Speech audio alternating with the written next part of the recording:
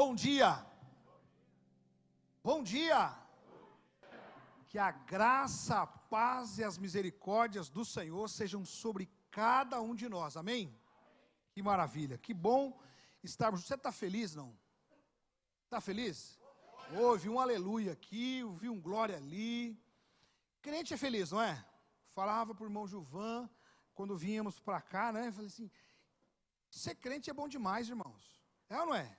Fazer parte da família de Deus é bom demais. Ontem à tarde, eu estive aqui, passei rapidinho, né? Mas eu vi o movimento aqui da igreja, cuidando dos pequenos. E aí vi aquela alegria, né? A criançada brincando. E eu entrei e falei assim, Senhor da glória, vai que esses meninos resolvem jogar água em mim também. Mas daí eles ficaram assim, não jogaram, né? Mas, ainda não, né, pastor? Ainda não. Mas porque é tão gostoso, né? Eu vi os adultos ali com as crianças brincando. Eu me lembro, irmãos, que quando garoto, bem criança mesmo, pastor Rui de Oliveira Bonfim, né, meu primeiro pastor, ele um dia me impactou demais, porque ele foi jogar bola com a gente. Eu me lembro da figura até hoje, de sapato. Imagine, pastor naquela época, né? Não vamos entrar em detalhes aí de quanto tempo, tá? Para não entregar o jogo. Mas imagine só, o camarada usando lá sapato, calça social, camisa social, jogando bola com a gente, os meninos. Estou falando isso para que você, irmão, que passou de sexta, para não falar dos outros dias, né? Que eu sei que os irmãos estavam envolvidos, né? De sexta até ontem à tarde, trabalhando com os pequenos. Isso marca, viu? Aquela água ali fora.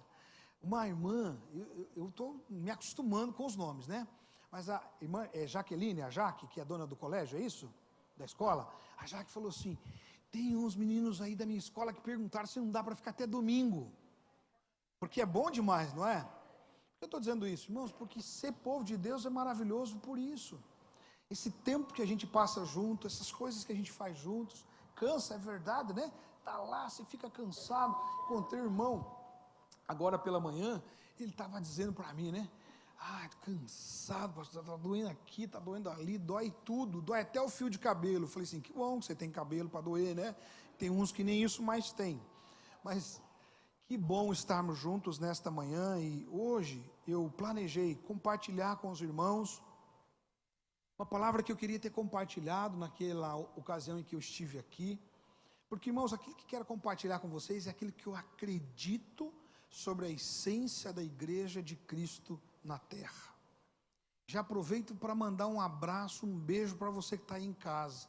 E dizer para você que mesmo aí de casa, eu queria que você entendesse que você faz parte desse projeto. Seria muito melhor se você pudesse estar aqui junto, poder olhar no seu olho, igual estou olhando no olho dos irmãos aqui, poder ver a reação que os irmãos estão tendo. Mas eu queria que você entendesse que esta palavra para mim, também para ti. Para que aí de sua casa você também se ligasse, se voltasse para todas as outras coisas, concentre aí com a família e ouça aquilo que Deus quer falar ao nosso coração. Porque aqui está o segredo, irmãos, de uma igreja vitoriosa, de uma igreja que realmente alcança os propósitos de Deus. Então, dito isso, eu queria que você abrisse a sua Bíblia comigo, primeiramente, para o Salmo de número 133. O Salmo de número 133, ele tem ensinamentos muito preciosos. Numa outra ocasião, nós vamos nos debruçar só sobre o Salmo 133, e a gente vai mergulhar no Salmo 133, mas isso é uma outra situação. Eu quero só ler com você esse texto. Obrigado, queridão. Você é show, hein? Obrigado, meu amado. Isso é diaconia. Então, todo crente deve ser um diácono. Amém? A gente começa treinando assim, né? Até chegar lá a ser oficial. Muito bem. Dito isso, eu quero dizer a você, irmão, que esse texto fala sobre unidade. Eu quero partir desse texto para a gente conversar hoje sobre como a igreja de Cristo realmente continuará triunfando. E a igreja de Cristo sempre será triunfante. Amém? Irmãos, amém? Eu gosto de torcida, irmãos, me ajuda. Bom, dito isto, vou ler aqui. Salmo 133, diz assim: ó quão bom e quão agradável viverem unidos os irmãos, é como óleo precioso, diz o texto sagrado, sobre a cabeça, a qual desce para a barba de Arão, e desce para a gola de suas vestes.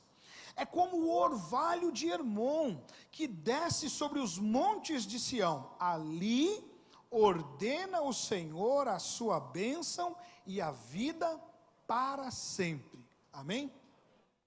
Feche os seus olhos e fica comigo em oração. Queria pedir que Deus aplicasse ao nosso coração esta palavra lida, mas eu gostaria muito de pedir que você também orasse comigo, falando ao Senhor, pedindo que Ele aplique a palavra ao teu coração, que Ele fale ao teu coração. Paizinho, eu quero pedir a graça, a misericórdia e a bondade do Senhor sobre a minha vida, e sobre também a vida de cada irmão e irmã que está aqui, e aqueles que estão em casa, pedindo, Deus, que o Senhor nos envolva de tal forma, que o Senhor aplique em nós esta palavra.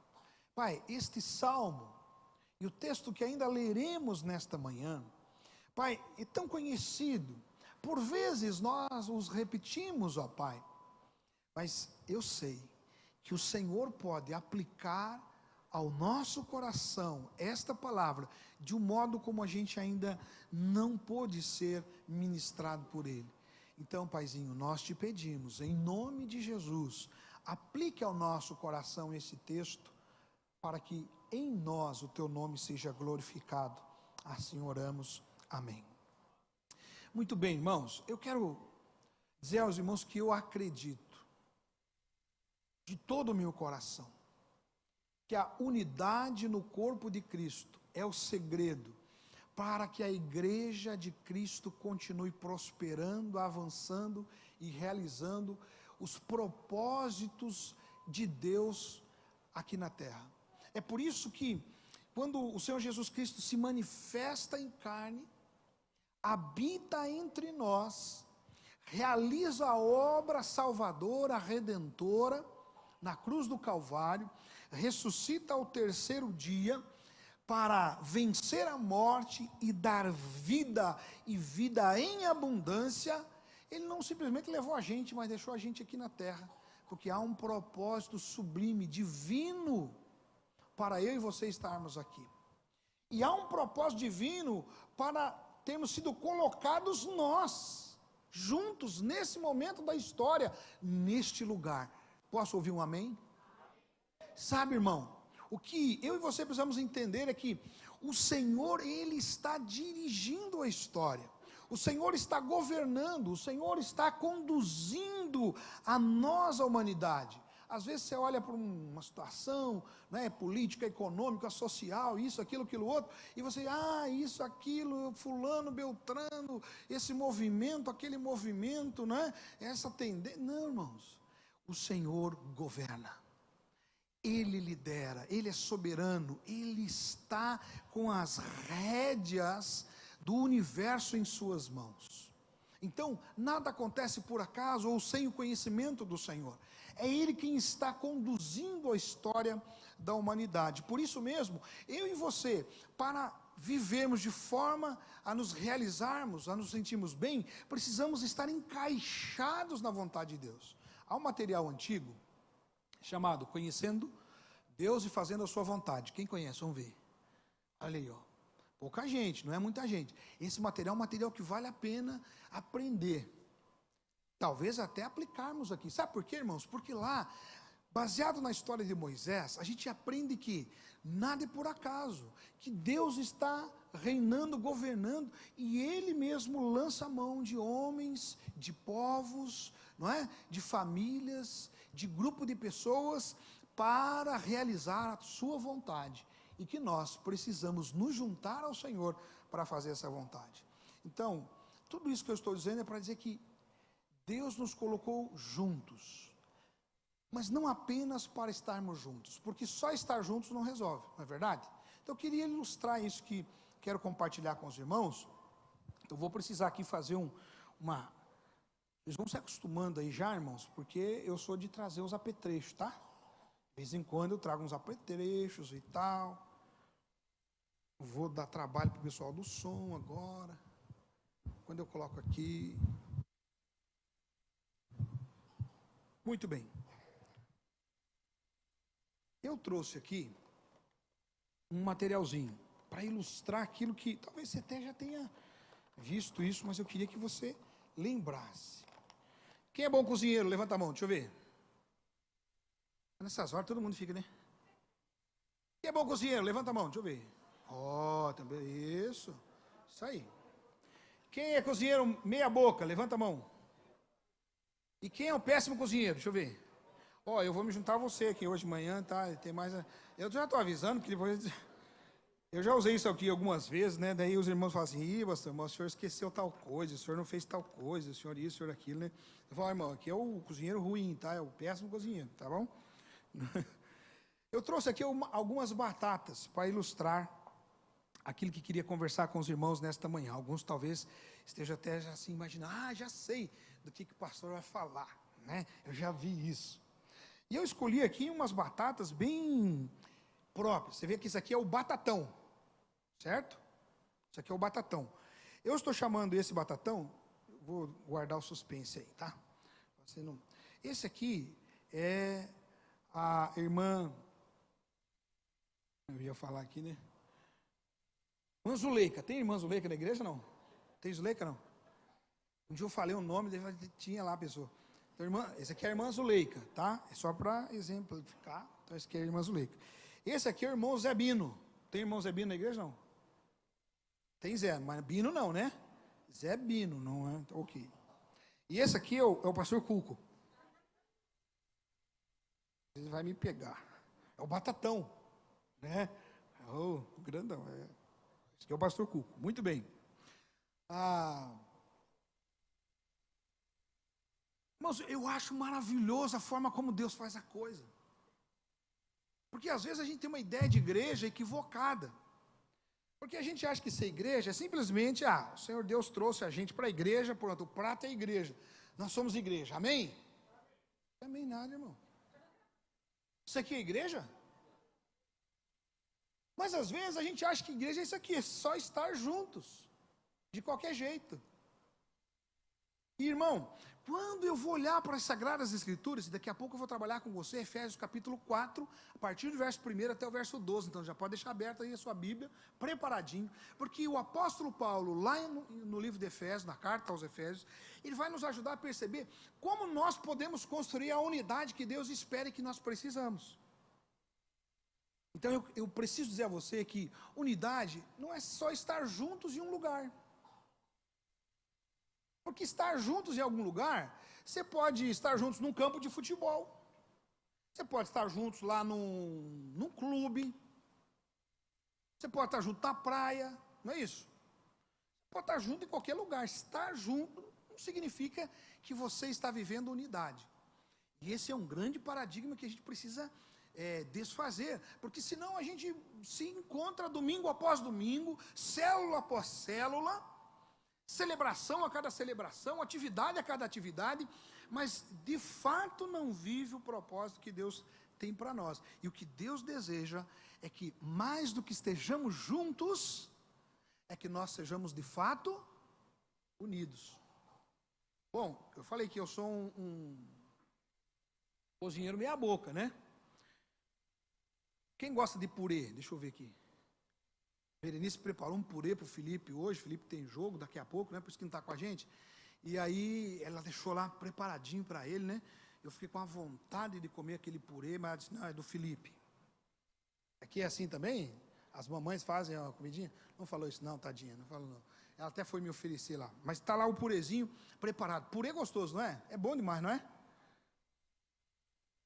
Mas eu preciso da ajuda de vocês para preparar o purê, porque como eu disse, eu não sou muito bom com essas coisas.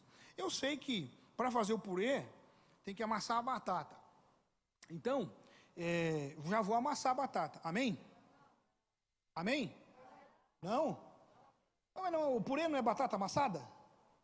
Sim ou não? Sem casca, né, irmã? Sem casca. Verdade. Sem casca. Sabe, irmão, não dá para ter unidade se a gente ainda manter as cascas. Quem tem casca aí? Deixa eu ver. Só tem um irmão sincero aqui. 2, opa. 3, 4, opa. Em casa, você está aí? Põe no chat aí. Quem tem casca? Respondeu, ainda tem, pastor. Sabe o que eu pergunto? Você viu, irmão? Olha, no grupo que nós estamos aqui, eu perguntei. Não deu 10 que levantou a mão, porque a gente já, né? Mas eu quero dar uma notícia triste para você. Todo mundo tem casca. Eu queria tanto dizer aqui, irmãos.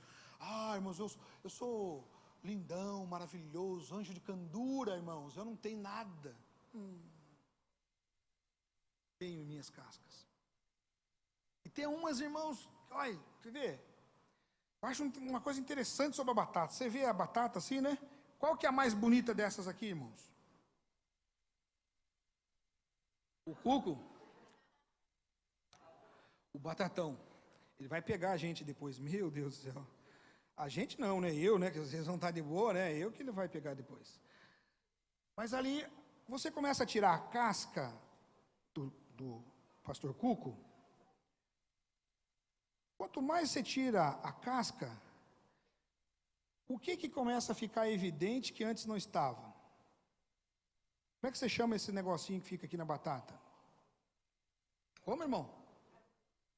Não, essas coisinhas aqui, ó.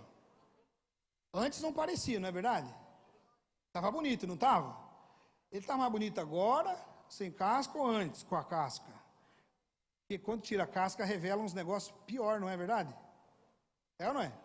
Olha só, dá para fazer já o purê com a batata do jeito que está aqui, ou como é que você faz lá na sua casa? Tira? Tem que tirar, né? Como é que se chama aqui? Como é que você chama isso aqui lá? Olhinho. É isso? Eu também, eu esqueci, né? Vai que não é, né, irmã? Mas minha mãe sempre falava, tem que tirar o olhinho da batata. Ou seja, essa coisinha fica encravada aqui. Aí você passa assim, levezinho, saiu? Passou levezinho, saiu? Sim ou não? Não. Aí tem que fazer o quê? Às vezes tem que tirar um pedaço, né? Tirar pedaço dói. Dói ou não dói? Dói. Mas, irmãos, olha o que eu aprendo com o segredo do purê, né? Não tem jeito, ser igreja é isso. É por isso que Jesus colocou você na igreja. Para tirar sua casca. Para tirar os seus olhinhos. Aí, pastor, mas dói. Dói. E não tem jeito, tem que tirar. Se você for pegar um purê para comer e você perceber um olhinho lá na batata, no purê, como é que você come?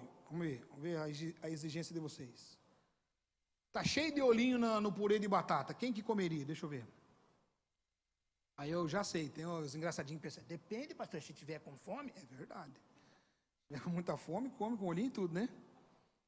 Mas se você for mais xarope como uns e outros, que eu não vou dizer quem é,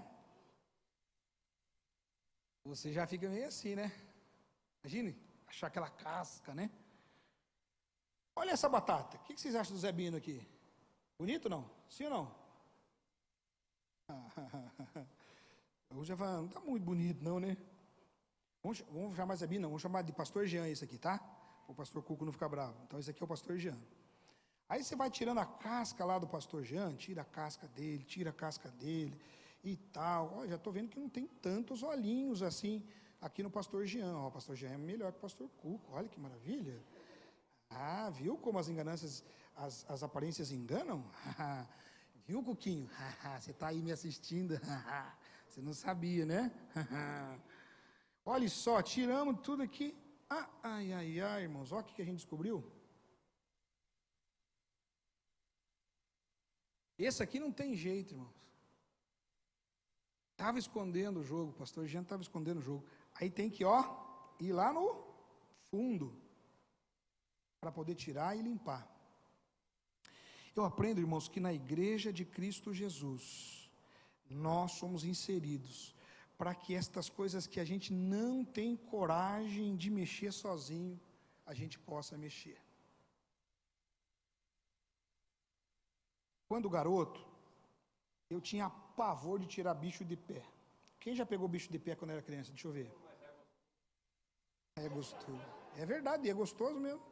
O irmão tem razão. Bichinho de pé, né? Ficar coçando o bichinho. Eu já vou contar uma história para vocês. Do bicho de pé.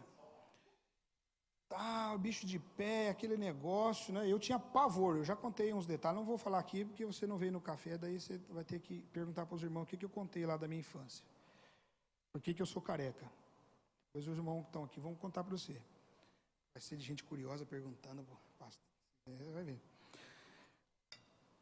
Quando garoto, eu tinha pavor de tirar bichinho de pé. Porque meu pai tinha uma técnica para tirar bichinho de pé, que olha, só Jesus na causa.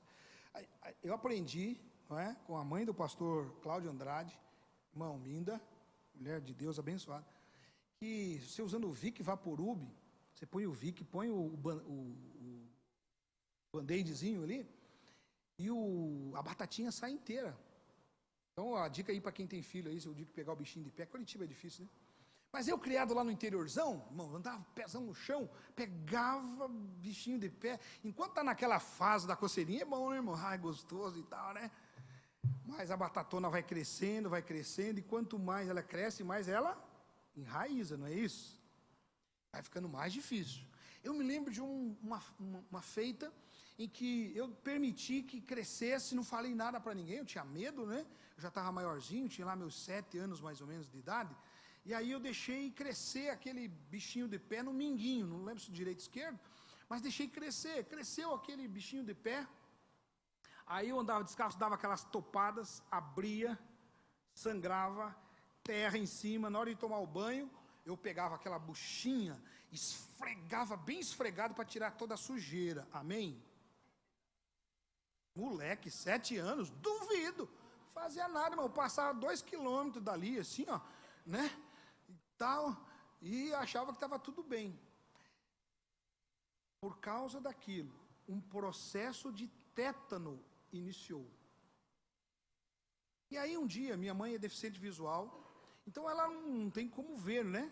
Mas ela percebeu que eu estava diferente, estava resmungando demais à noite enquanto dormia.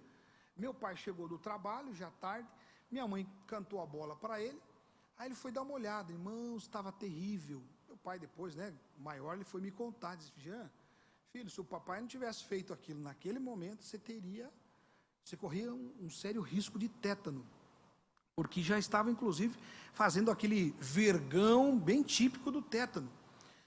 Ele foi lá, enquanto eu dormia, ver como é que o sono da criança era bom, né? Ai, que saudade daquela época que eu dormia assim.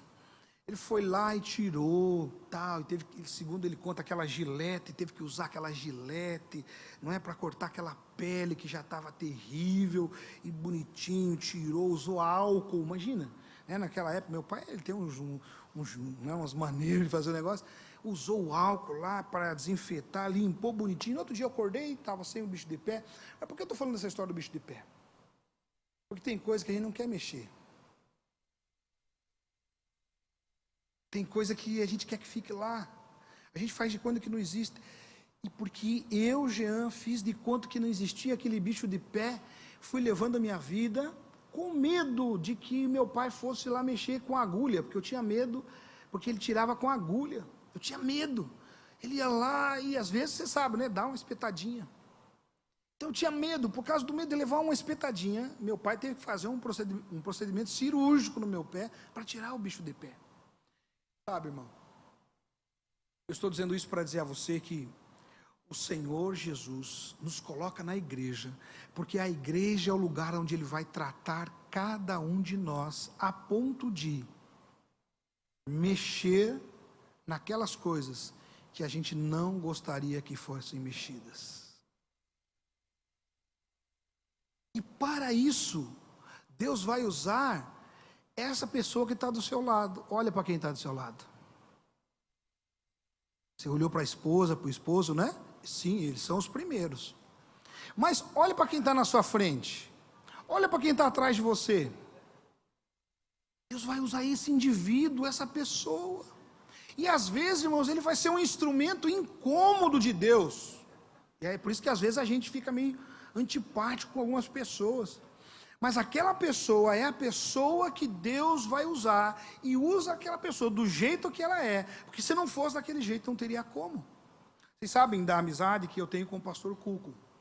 E por que é que nós somos amigos? Só porque a gente se concorda com tudo? Não. Porque exatamente nós somos um na vida do outro, aquele que é capaz de enfiar o dedo na ferida e dizer o que tem que dizer, o que os outros não têm coragem de falar, a gente diz um para o outro. E é por isso que ao longo desses quase 30 anos aí juntos, de caminhada, nós temos a liberdade de poder fazer isso, porque não foi lá na largada assim.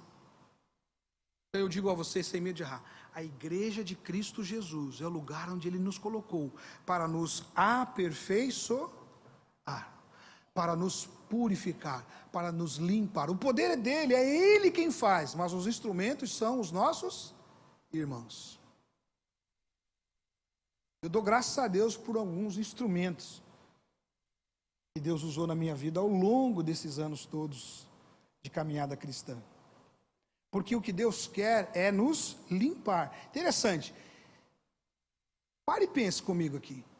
Para fazer um purê de batatas, a gente faz esse capricho todo, não é isso? Limpa, tira a casca, tira os olhinhos, tira aquela parte que está podre, para ficar pura, limpinha. Você acha que Jesus, com relação ao corpo dele, vai fazer de forma desleixada? Sim ou não? Claro que não. Ele vai fazer o mesmo tratamento. Por isso, irmãos, que eu não abro mão de ser igreja de Jesus. Bom, mas agora já está limpo, está purificadinho, bonitinho. Então agora a gente pode dizer que isso aqui já é um purê. Sim ou não? Não. Então, irmãos, não basta apenas passarmos pelo processo de limpeza, de cura, de transformação realizado pelo Espírito Santo. A gente está junto na igreja, está todo mundo limpinho, bonitinho, cheirosinho, tudo maravilha. Não, irmãos. O batatão continua sendo batatão, o Jean continua sendo Jean, a Zuleika continua sendo... Zuleika aí? Nem lembro o nome que eu dei, né? Certo? Para que estas batatas se tornem purê, o que a gente precisa fazer com elas? Amassar. Mas amassar, irmão? Aqui eu sou o batatão. Se eu for amassado, eu vou deixar de ser o batatão? Vou ou não vou?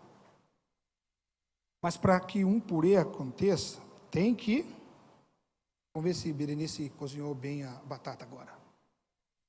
Se estiver bem cozida, Berenice... O batatão não. Olha só, irmãos, para que um purê ele de fato exista, a gente precisa abrir mão, a batata precisa abrir mão de sua individualidade, sua particularidade, do seu próprio eu, e ela precisa se permitir ser moldada pelas mãos daquele que a domina. Quem domina sobre a igreja? Quem governa a igreja?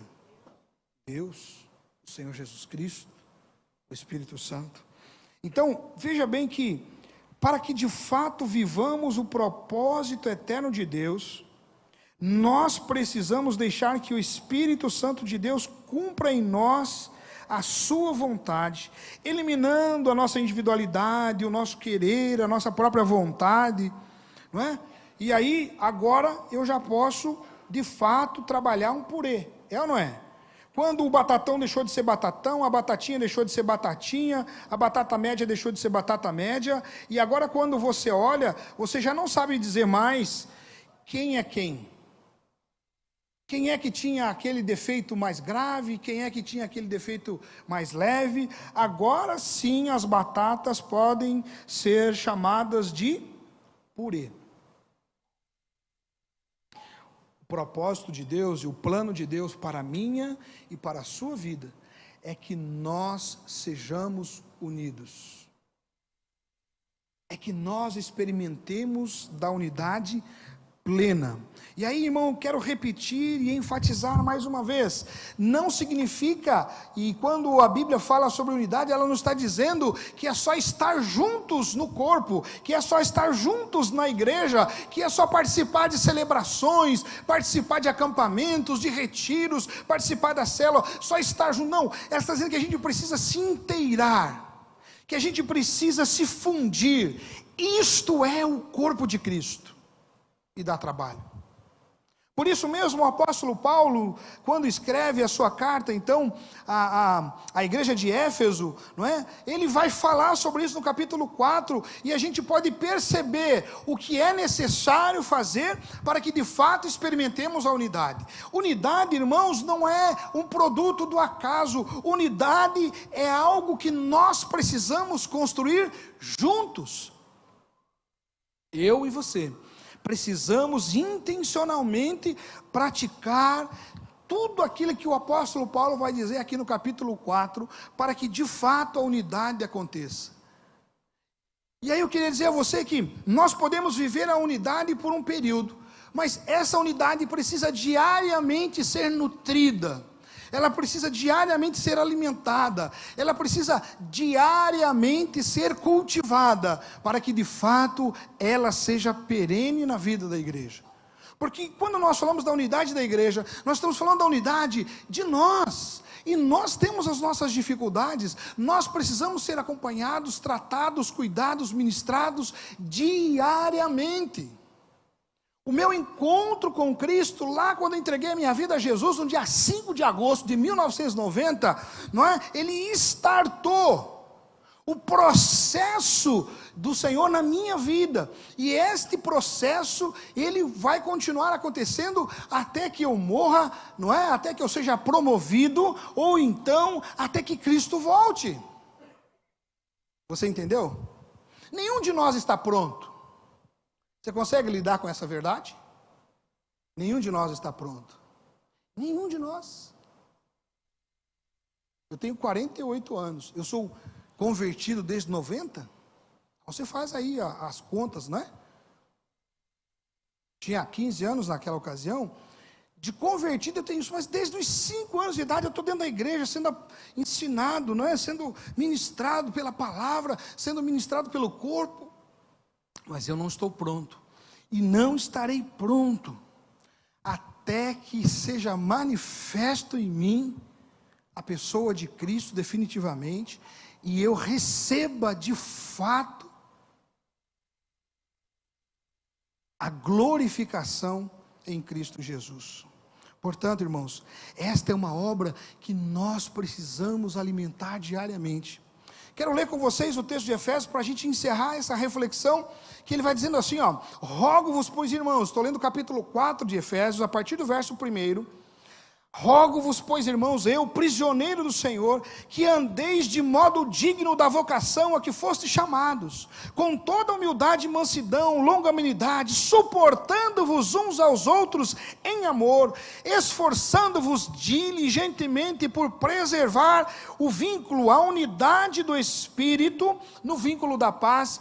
Há somente um corpo e um Espírito, como também fostes chamados numa só esperança da vossa vocação. Há um só Senhor, uma só fé, um só batismo, um só Deus e Pai de todos, o qual é sobre todos e age por meio de todos e está em todos. E a graça foi concedida a cada um de nós, verso 7, segundo a proporção do dom de Cristo. E por isso diz: quando ele subiu às alturas, levou cativo o cativeiro e concedeu dons aos homens. Ora, que quer dizer que subiu, senão que também havia descido até as regiões inferiores da terra? Aquele que desceu é também o mesmo que subiu acima de todos os céus, para encher todas as coisas. E ele mesmo concedeu uns para apóstolos, outros para profetas, outros para evangelistas, outros para pastores e mestres, com vistas ao aperfeiçoamento dos santos, para o desempenho do seu serviço, para a edificação do corpo de Cristo. Sabe, irmão, o que eu aprendo com esta passagem é que para nós vivermos a unidade como o Espírito Santo de Deus deseja, nós precisamos praticar algumas coisas elementares. Primeiro, nós precisamos praticar as virtudes cristãs. Não está em nós, nós precisamos da ajuda do Espírito Santo de Deus para praticar estas coisas. Olha o que ele diz assim, olha: com toda humildade e mansidão. Quem aqui é humilde? Levanta a mão.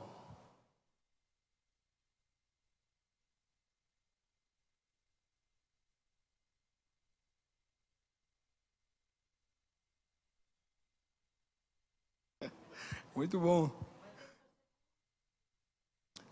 Vai ter que fazer muito por irmã. A irmã está certa. É isso mesmo. Sabe por quê, irmãos? Porque humildade é uma coisa que se pratica. Eu não sei se você já percebeu, mas humildade está intimamente ligada à humilhação. As pessoas humildes que você encontrar, converse com elas. Você vai perceber que em algum momento de suas vidas, elas passaram por um processo de humilhação.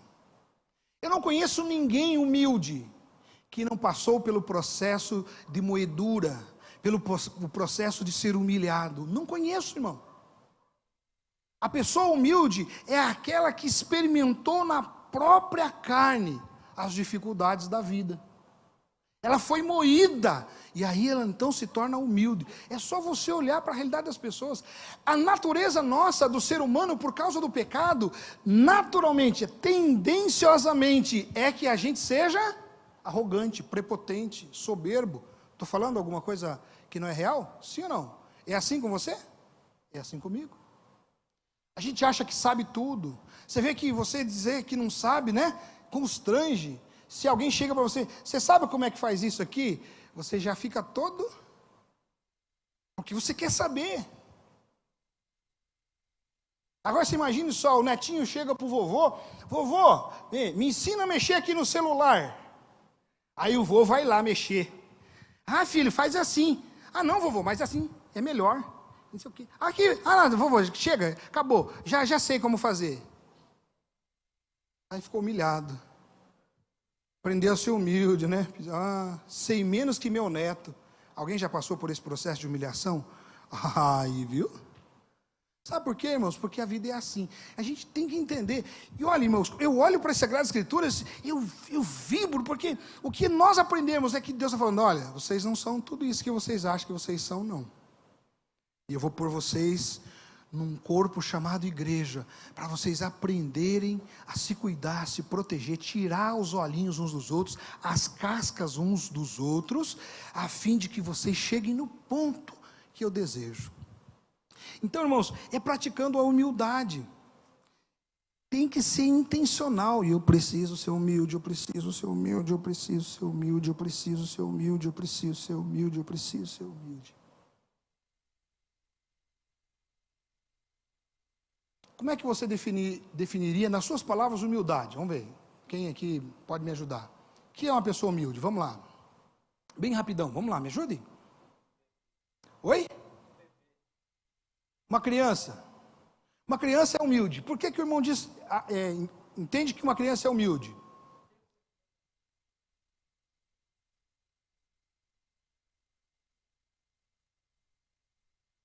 Muito boa. Eu vou usar as palavras de Jesus, ou o raciocínio de Jesus, quando ele fala, deixar vir a mim os pequeninos, porque deles é o reino dos céus, para ir de encontro ao que o irmão está falando. Você viu, uma criança, ela é dependente, não é? Dependente totalmente de Deus, não é isso? Digo, dos seus pais. Totalmente dependente dos seus pais. Uma criança, ela é totalmente vulnerável, não é assim? E ela não tem medo de externar sua vulnerabilidade. Se uma criança tem medo, o que ela fala para o papai? Juliano, quando o seu pequeno está com medo de alguma coisa, o que ele fala? Corre para quem? Corre para vocês, não é isso? Abraça, viu? Isso, não tem isso. E humilde, porque sabe das suas fragilidades, mesmo sem ter a noção toda. E o irmão tem razão. A gente precisa ser como criança, isso é ser humilde. Agora, no dia a dia, no exercício da igreja, você está aqui na igreja, aí acontece uma situação, qual que é a tendência natural da gente? Admitir que a gente não sabe nada? Admitir que a gente precisa de ajuda? Admitir que a gente precisa de socorro? De alguém que é mais forte? Sim ou não? Geralmente não. Quer ver? Vou mexer na ferida. O jovem, por que a gente precisa dos velhinhos?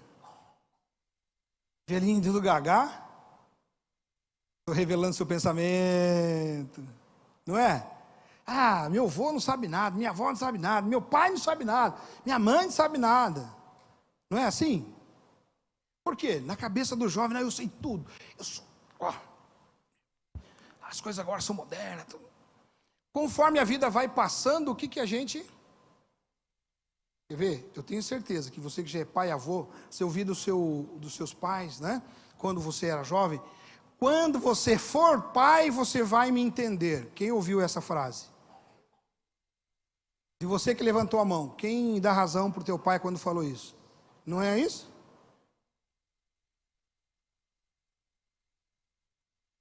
Então a humildade, aprenda, a gente só vai adquirir com a humilhação.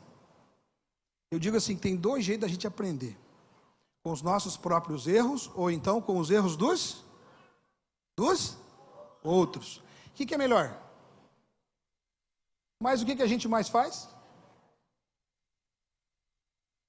Essa é a vida, né? O texto fala de mansidão, praticar a mansidão. Quantos são mansos aqui? Deixa eu ver. Ok. Muito bem. Eu acho interessante, a Bíblia diz que o homem mais manso da terra foi? Ô, irmão, escola bíblica agora, vamos lá. Foi? Moisés. Como é que você vai ler a história de Moisés? Você nunca ficou assim, Deus, tem certeza, é isso mesmo? Como é que Moisés começa a caminhada dele? Matou egípcio, achando que estava fazendo um grande feito, não é isso? Eu vou fazer isso, o pessoal, eu vou ser ovacionado no meio dos israelitas. Todo mundo vai dizer, Imagina, o libertador, né? Ele se apresenta como o salvador da pátria. O pessoal está escravizado, sofrendo, me apresenta. Foi o contrário, não foi? Então, olha bem, esse homem impulsivo, não é? Homicida, que no processo de humilhação aprendeu que ele é dependente de Deus em tudo, entendeu que é pequenino, é chamado de o homem mais manso da terra. Então não nasceu com ele, ele aprendeu, irmãos. E eu e você fomos colocados na igreja para isso. Então sabe aquele irmãozinho que testa a sua paciência? Tem? Deixa eu ver. Sabe? Deus que colocou na sua vida. Que isso, pastor? Está amarrado? Não está amarrado não, irmão. Você nunca parou para pensar? Ele foi colocado exatamente de propósito na sua vida? Como é que você vai aprender a ser manso se você não tiver que lidar com a sua natureza humana, com a sua carne? Como é que você vai exercitar o fruto do Espírito se você não tiver alguém te provocando, não é, no seu domínio próprio? Olha como aí, ô glória, irmão, eu sei que é difícil dizer ô glória, mas é isso mesmo, é ô glória, ô glória. Eu brinco, eu digo assim, no convívio da igreja a gente descobre que tem uns irmãozinhos que não descem nem com Coca-Cola, não é? Tem ou não tem? Fica todo mundo assim, pastor, eu não posso nem falar nada, senão o fulano vai perceber que eu falei, mas ele está falando de mim. Irmão, isso é em todo lugar que você for, qualquer igreja do mundo. A gente tem essas dificuldades. E eu falo assim, gente, é só você ler Coríntios. Olha a igreja de Corinto. Paulo está escrevendo isso aqui por quê? Ele está falando sobre a unidade da fé aqui. É porque lá tudo era perfeito? Então nós temos que praticar a mansidão. E não tem jeito. Como é que você vai praticar a mansidão se você não tiver alguém provocando você para outra coisa? Longanimidade. O que é ser longânimo? É ter o ânimo alongado. Então nós precisamos aprender. Bom, eu estou chegando agora, eu posso fazer isso. Quem aqui é do pavio curto? Deixa eu ver.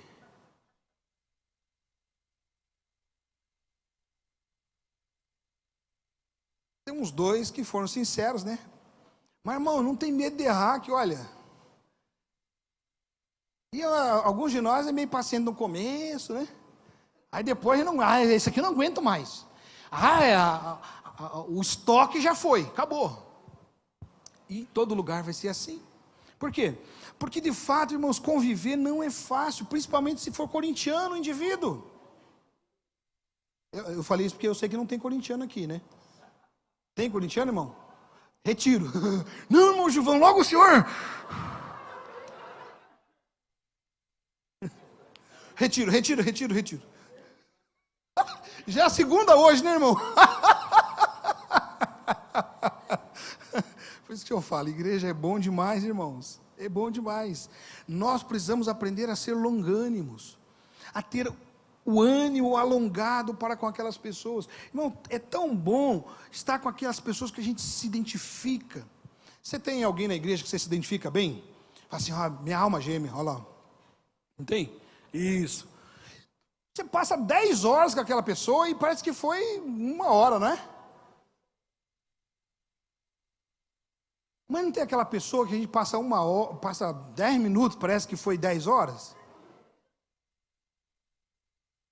Quem é que vai te ajudar mais no exercício das virtudes cristãs? Aquele com quem você gosta de ficar 10 horas ou aquela pessoa que 10 minutos testa você? Vamos ver. Quem, irmão? O de 10 minutos. Quanto mais cedo você entender isso, melhor vai ser para você. Mais fácil, mais rápido você vai evoluir e amadurecer. Eu quero continuar, porque o texto é grande e as horas passam, não é?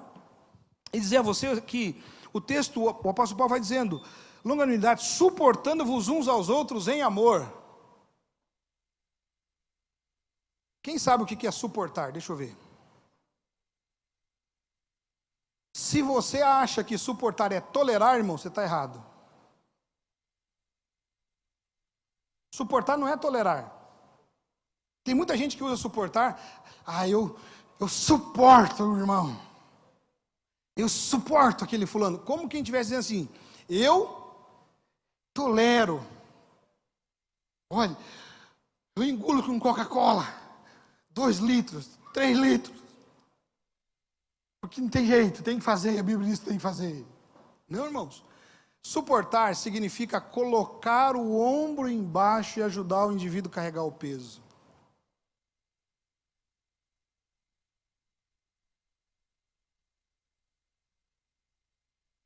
Esse é o cristianismo. É para isso que Jesus nos chamou. É assim que a gente alcança a unidade. É quando a gente entende que suportar, e é por isso que Paulo diz, suportar em amor. Porque carregar o peso, se você não ama, é difícil, não é? É difícil. Quer ver? Você é casado, você ama a sua esposa. Quem ama a esposa? Deixa eu ver. Nessas horas, quando o pastor fala assim, irmãos, é a dica que o pastor dá. Para você levantar o braço lá em cima, assim, ó, seu bocoió. Já ganha ali, isso, irmão, doido.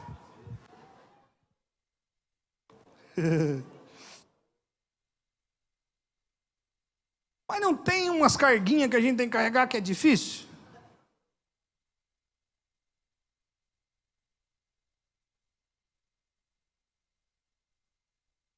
Da esposa, irmãos.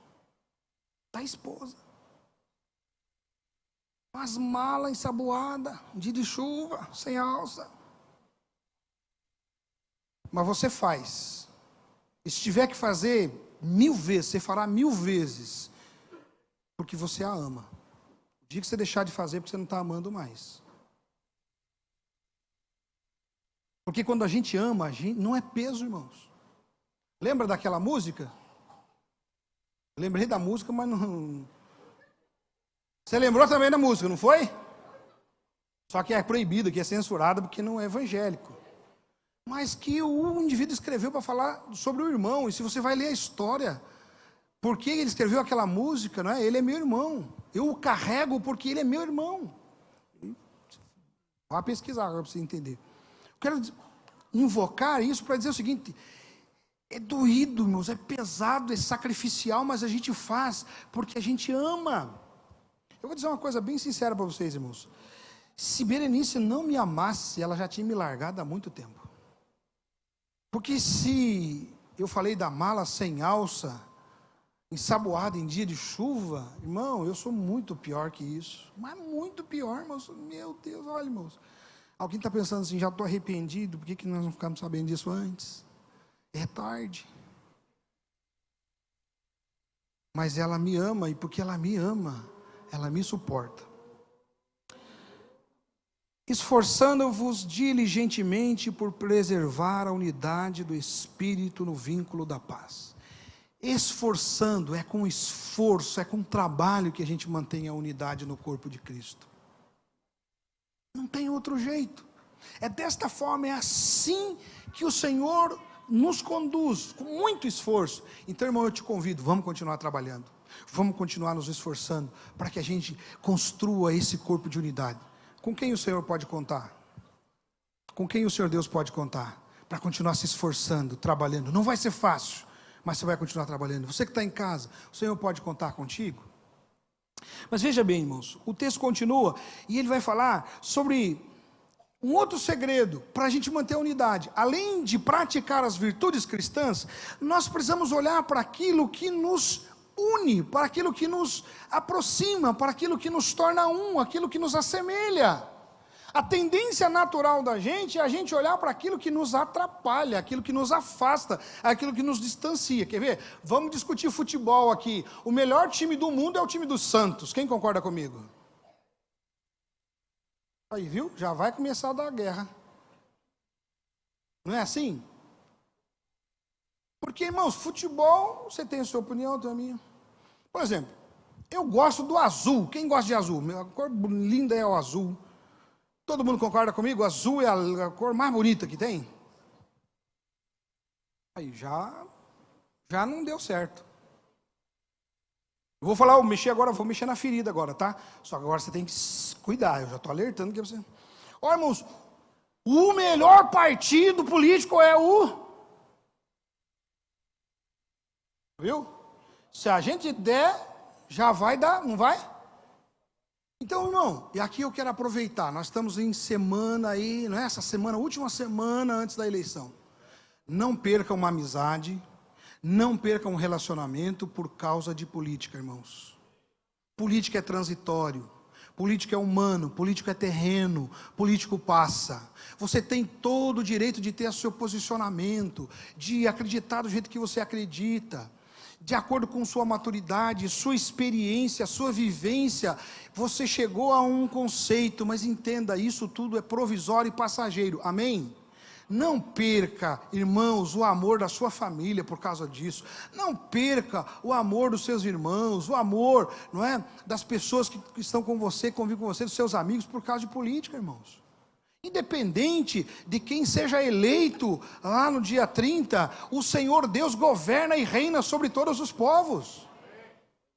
E é esse pensamento que tem que estar em nós. Então eu estou dizendo isso porque se a gente começar a olhar para certas coisas, a gente vai se dividir, a gente vai se separar. Quer ver, irmãos? Eu acho que o melhor estilo de música, né, melhor música para a gente cantar na igreja, eu até acho que a gente deveria estabelecer aqui no Novo Mundo. A gente só cantar aquelas músicas de quarteto, sabe? Aquelas músicas tipo a capela, sem instrumento e tudo. Inclusive, vamos aposentar os instrumentistas. Vai ser uma bênção. Amém?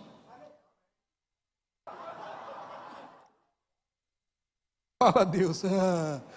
Um gosta do cantor cristão, o outro gosta, né, da música mais agitadona. Tem a mulher que gosta do rock, o outro gosta não sei do que, gosta não sei do que, né?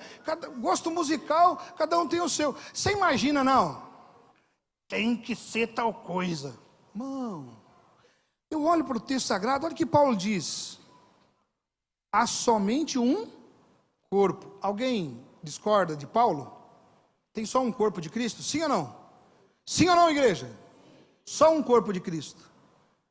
Alguém acredita que tem dois? Levanta a mão que nós vamos pôr a mão sobre você e vamos orar. Tem alguém não? Não.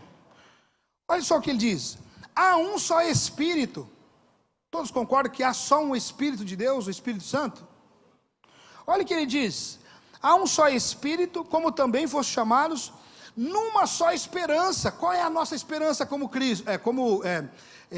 Seguidores de Cristo, como filhos de Deus. Qual é a nossa maior esperança? Qual o nome da nossa maior esperança? Jesus. Ele é a nossa esperança, não é isso? Ele é a razão das nossas vidas. Ninguém discute isso. Olhe bem, nós vamos para frente. E ele diz lá, uma só esperança. Opa, perdi aqui no texto. Misericórdia. Isso. Da vossa vocação, um só Senhor. Alguém acredita que existe outro Deus além do Deus Todo-Poderoso? Sim ou não? Obviamente que não. Olha só, irmãos, e o texto continua, diz: uma só fé, um só batismo, um só Deus e Pai de todos, o qual é sobre todos e age por meio de todos. Então, irmãos, para que a gente possa de fato construir unidade, nós precisamos focar naquilo que nos une, não naquilo que nos separa.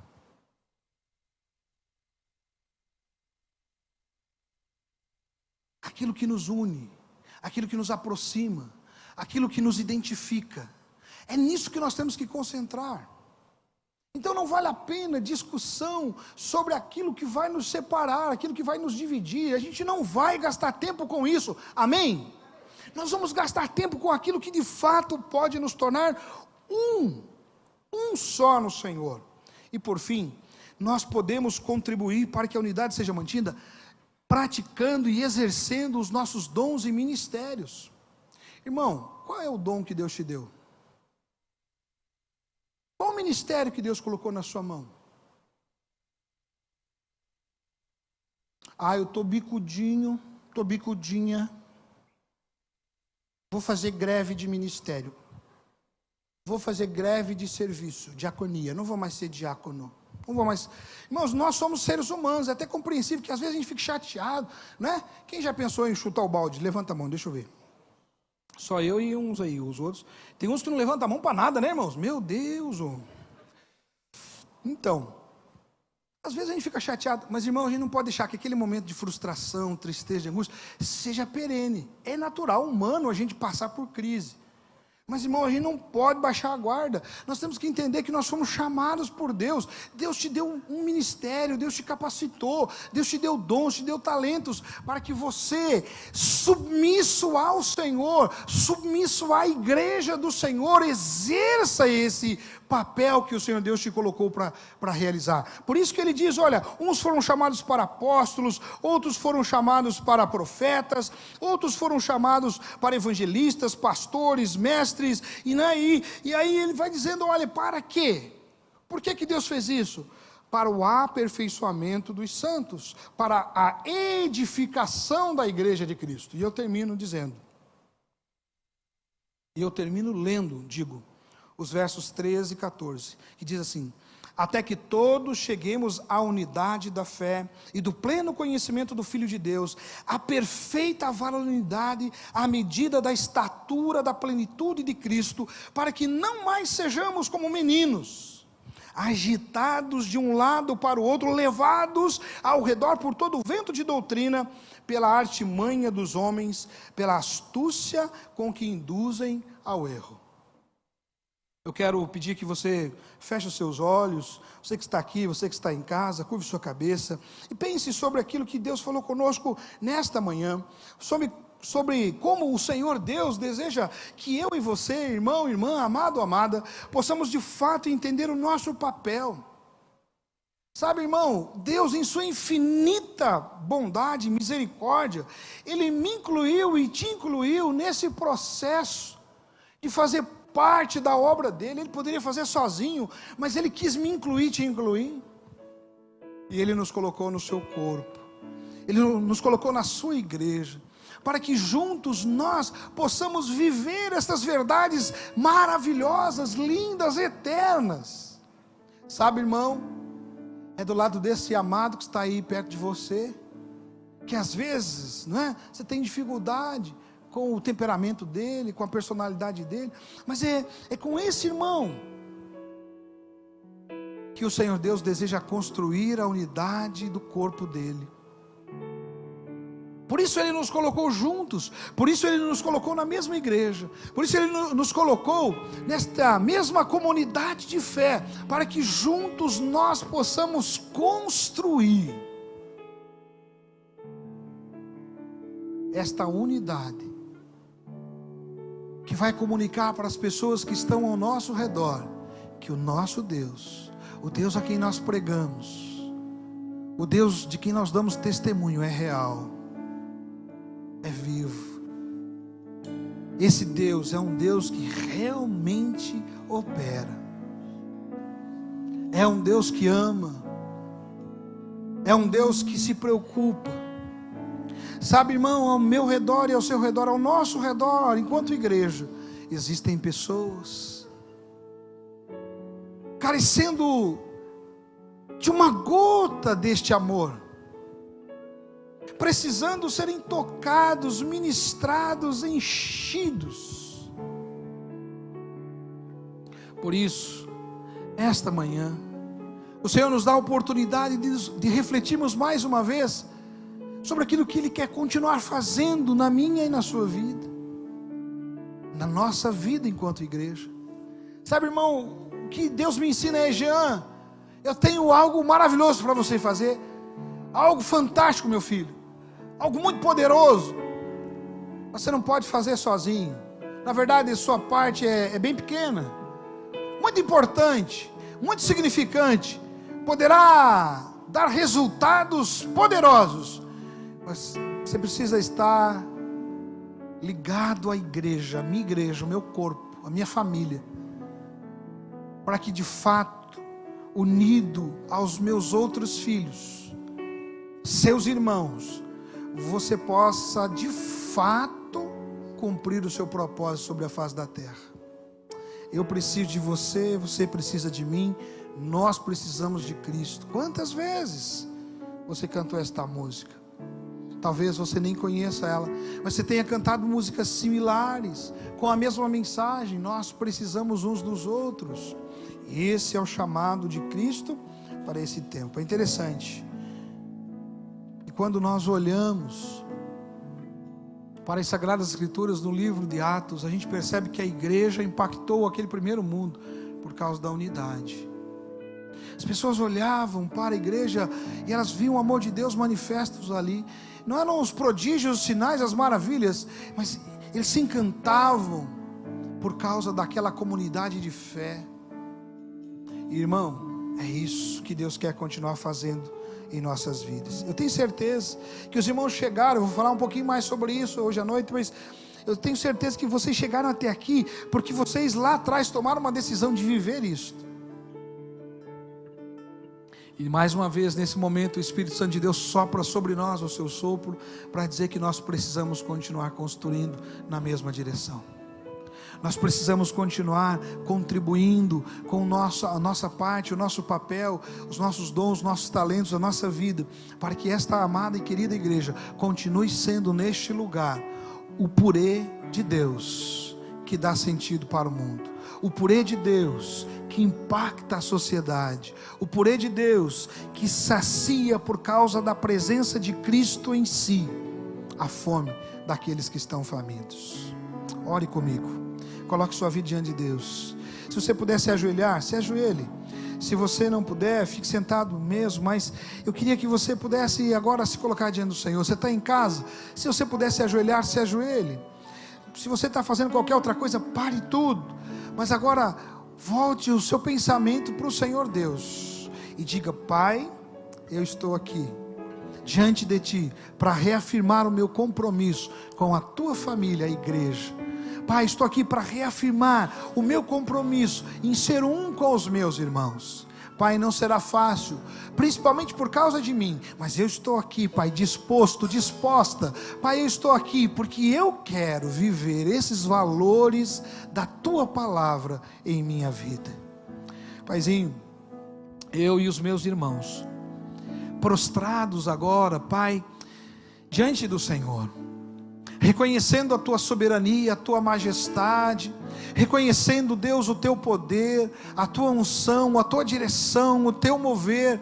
Pai, nos colocamos diante de Ti e clamamos em nome de Jesus: venha, Pai, sobre cada um de nós, toca os nossos corações, enche a nossa mente, Pai, com as Tuas verdades, dê-nos, ó Pai, forças, para que continuemos, ó Deus, a cumprir o propósito para o qual o Senhor nos chamou e nos colocou na Tua igreja, no Teu corpo, Pai. Deus, nos ajude para que continuemos cumprindo o propósito eterno do Senhor neste lugar, o propósito eterno do Senhor nesta cidade, Pai, nas cidades circunvizinhas, Pai, na nossa nação, Pai, nesse planeta. O Senhor tem nos levado, Senhor Deus, a lugares distantes, e o Senhor continuará fazendo esta obra, eu sei, por causa daquilo que o Senhor quer continuar fazendo através de nós, e principalmente em nós. Toma-nos, ó Pai, a cada um de nós, nos entregamos a Ti, ó Pai, oferecemos a nossa vida no Teu altar, mais uma vez nesta manhã, para dizer que queremos que o Senhor cumpra em nós o Teu querer, e oramos em nome de Jesus, amém, amém e amém. Fique em pé, vamos cantar com os nossos amados, encerrando a nossa celebração desta manhã, adorando o Senhor e dizendo: Pai, eis-me aqui, sou um vaso Teu, disposto a ser usado de forma poderosa.